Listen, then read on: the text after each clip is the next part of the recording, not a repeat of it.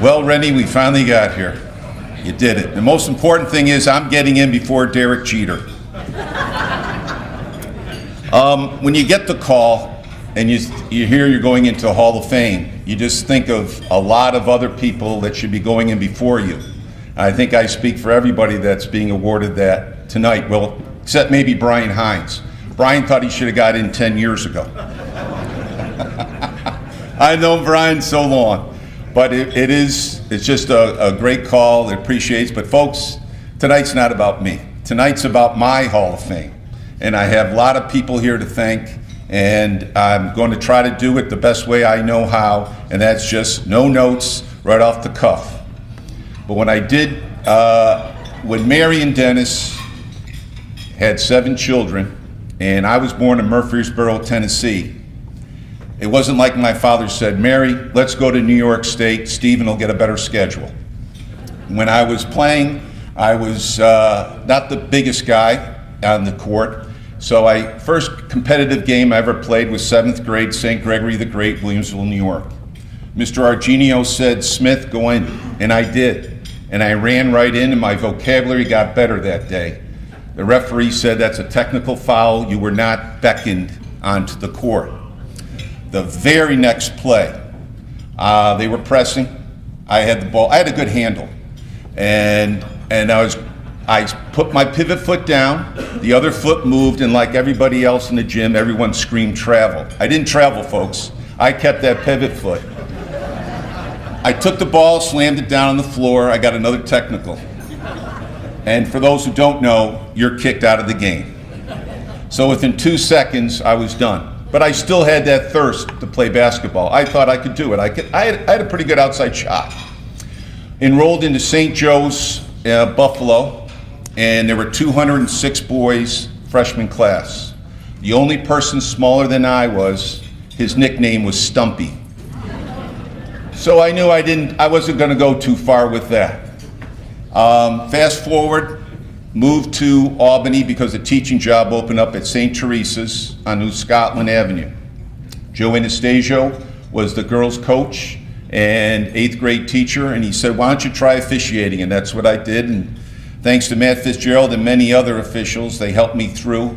I wasn't big on wearing polyester pants, but I liked the fact that it was vertical stripes, not horizontal, so that helped it quite a bit. My wife said, Stephen, why don't you go try officiating high school? I said, really? I don't know. And so I went, and that is where all kinds of friendships and the golden path was formed. Could I have everybody from Board 36 please stand up? It's a great group of, come on, get up, get your exercise. All the referees in the room.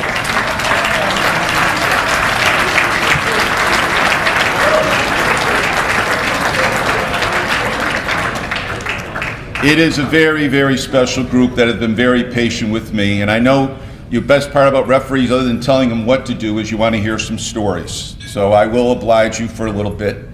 And by the way, Rennie said I could keep talking until my voice sounds like Stan Van Gundy after an NBA game. So I may not be up here too much longer. My wife hardly ever goes to any games, and Ann decided to go to the CBA Catholic High game. The place is packed.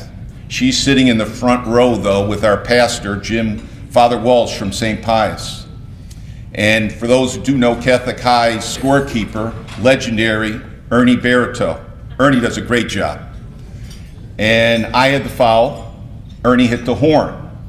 And I looked at him, so I did the number all over again, 2-2. It was a good call. So I'm still on the foul line, ready, and Ernie hits the horn again. So now I get right in Ernie's face, and I said, what's going on? Smitty, your zipper's down. So, oh yeah? I'm turning right now, and there's my wife and Father Welsh, and I'm thinking, do they know this? Of course, they were talking, Ann doesn't follow basketball. She was talking to Father probably about St. Paul and other issues, but I had to decide, how can I zip up my zipper with nobody seeing me? So I figured, who looks at a referee when the ball is on its way to the goal So when the ball was in the air, you guessed it, folks, here's the mechanic, boom, right up. Everything was good. Everything really worked out. Over here in table 19, you might have heard me yelling in the lobby. I didn't have a whistle, and I was absolutely blown away.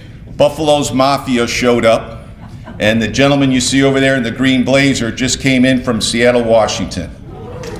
Leo Lyons and the rest of the group, we all went to high school, so I've known these guys for over 45 years. And they know I love them all, and Andy Smith came in from Pittsburgh, and I couldn't be prouder, and I know they can't have one story after another, and I'll just say one more thing about the table over there is John Hurley, high school classmate, who is the president of Canisius College, and Maureen, his wife, is here, and John is retiring after this year at Canisius.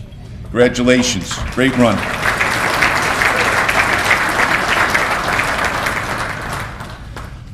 The other people that I have so many to thank in coming in and refereeing, Bob Pisano, anytime he introduces you at any function, you're doing all right, you're doing something okay in your life. And Bob, and along with so many other people I've met along the way at basketball games, they are the ones that have made me a good official and a good person. It's not a village that raises you, it's the family and friends. The family, they are the ones with their love and their constructive criticism that really make you into a person you are. And I've had a great education, and part of that reason is for my family over there. And my brother Mark from Baltimore came in, brother Chris from Monmouth, New Jersey, Amy from Connecticut, Jeremy from Providence, but then the one that made me cry, my sister snuck over the border from Nova Scotia, Denise. So, what I'm trying to tell you, Rennie, is the cocktail hour should be 2 hours long, not one. And then finally, I want to thank my family that has been so patient. My wife was a little suspicious when I kept coming home on a late night, and I said, sorry, honey, another overtime.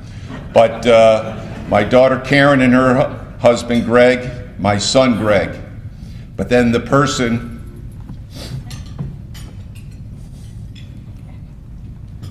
that has been so important to me, my wife Ann. And I'm going to end with what Jackie Gleason always said, baby, you're the greatest. Thank you.